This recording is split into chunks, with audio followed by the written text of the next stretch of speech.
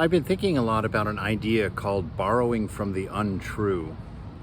And it came to me in kind of just observing as things go on in life.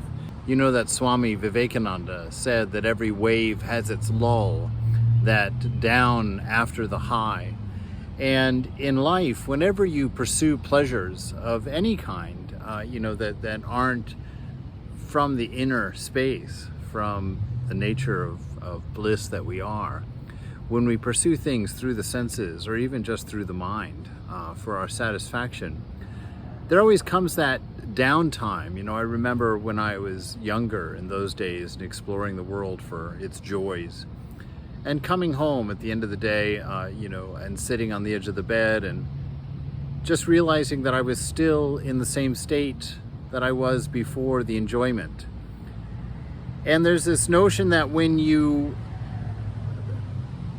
play the game of delusion, go after, the longings of the body and mind, you have to believe in untrue things in order to generate the energy and the actual period of enjoyment. And when you're finished with that pursuit, that debt comes back and there's nothing to fill it with. That's the lull behind the high.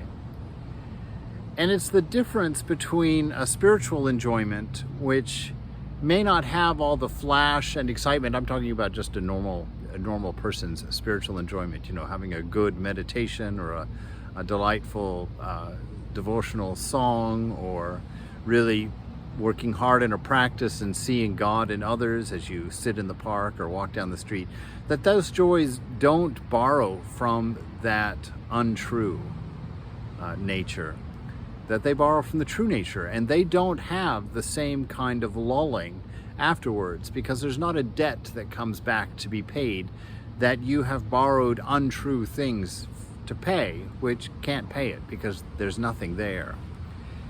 And so if you are looking for your fulfillment in your life, in what you're going to become or what you're going to do, when you're looking for things to distract your mind, different types of enjoyments, think closely about what you have to borrow against in order to enjoy those things. Are you borrowing from the untrue?